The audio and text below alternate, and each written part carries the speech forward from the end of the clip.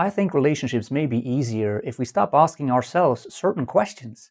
I want to talk about a show that I just watched, and in that show, people get married at first sight, also the name of the show, and then a couple of weeks later they have to decide if they want to stay married or not. Now there was this couple in the US version of the show and they really hit it off. Strong physical attraction, they were both kind and sweet and funny as a person and thus also together. But as the weeks progressed, you could start to see a crack in their relationship. And it was caused by a problem that I see some women encounter because there's an important thing they don't seem to know about men. I'm an author, my real name is Geert, my much easier to pronounce pen name is Brian Knox. I write books for women about relationships, I also write books about dealing with our tough emotions. And so there's a scene where that cute couple is having a talk. And it starts all loving and well, and they're even cuddling, so what could possibly go wrong?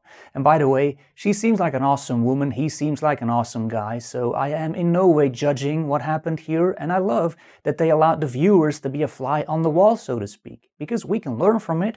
We can all make similar mistakes, I know I have. She says, so what do you think is going to happen in 5 weeks, when they have to decide to remain married or get a divorce? He says, without blinking, if I would have to choose right now, I would stay married to you. She, do you think that's going to change? The guy, well, unless like some alien pops out of you or something I don't know, like you turn into a monster, insert weather change and the arrival of a thunderstorm. That's what she now looked like, a thunderstorm. Now at this point, we get her opinion in an interview and we see her interpretation of this event.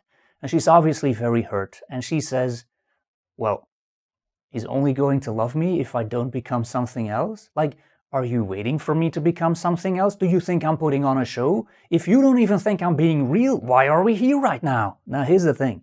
You know how some women sometimes ask their boyfriend, so where is this going in a relationship when they shouldn't be asking that question? Well, this here would have been a great time for her to ask herself this question because where was this going?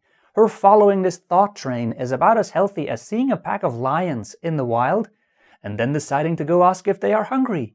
Yes, they always are. They're lions. No good can come from it. Back to their conversation. He sees her reaction, is genuinely surprised and says, I was just kidding. She didn't really believe it. And I feel for her because again, she seems like a very sweet and awesome woman. However, this is a crack in their relationship. And this was not the first time that she engaged in this type of self-sabotage. That's what this is.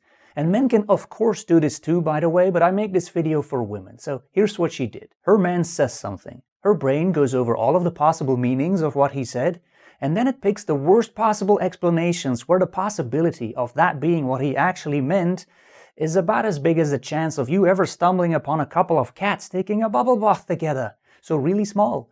Yeah, it has to be that. He must be faking it. Or not like me. What he's clearly saying is that he's going to leave me if I gain some weight or get wrinkles or even just a pimple. And he also probably means that I'm faking it and yada yada yada yada yada. When all this guy really meant was, I love you.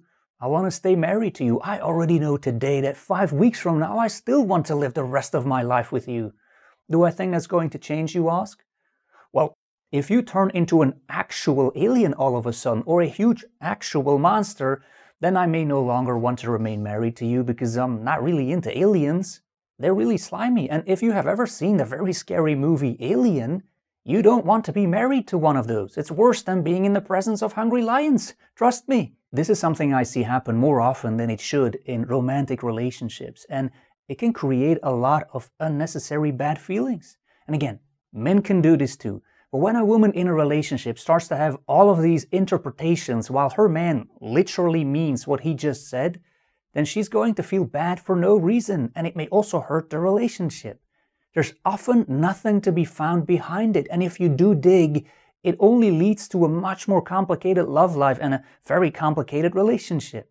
Men are not superficial and they do have deeper levels, but most men don't go there often if they don't have to. They often literally mean what they say. Now this, by the way, also means that your man will usually take what you say literally as well. There are exceptions, but most men won't think, yeah, but what did she really mean by that? So don't suppose he will read between the lines if you want to communicate something. Just say it.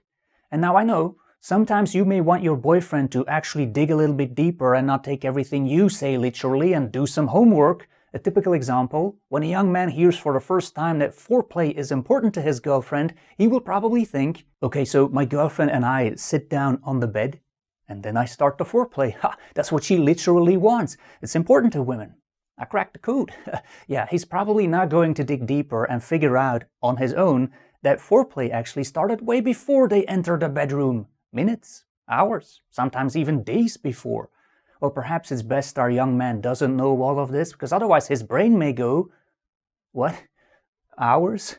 I mean, what am I supposed to be doing or touching then during those hours, and in what exact sequence would she like that? Hours. Days? Brain overload. Now, the woman in this example is probably triggering because of scars from past relationships. Her brain thinks, okay, is that bad thing that happened to me before going to happen to me again? Because I didn't see it coming then. Must dig deeper this time. Yeah, no, must not. We often have to overrule these types of thoughts, otherwise we can hurt a great relationship. So if you are dating a man or have a relationship with one, it's best to not search for what he really meant when he said something. It's going to do more harm than good. Try to bottom line it. Spend time on looking at his actions and his investment instead. That's an effective way to read his feelings for you as best as you can, because more importantly, we will never ever know what another person is really thinking anyway. There is, with the current technology, no way to actually hear what someone is thinking. So why worry about it? To conclude, men often literally mean what they are literally saying. Well, there are some exceptions. If you ask your man, and he's a good guy, how do I look in this dress? And be honest, then to him, this may feel like a trap. He can't win. For this one, he may go beneath the surface. Okay, so I like it. She looks stunning in that dress. She lights up the room in it. But if I say so, based upon my past experiences in bad relationships, she's probably not going to believe it. So do I then say she doesn't look good in that dress? You know, some reverse psychology maybe? Wait, I'm starting to take way too long to respond. That's also very suspicious. Now she's definitely not going to believe my answer. This will end badly. Yeah, I can start to see it in her eyes. Okay, gotta get out of here. Anywhere but here. Ooh, lions! Hey, wait, I have a question.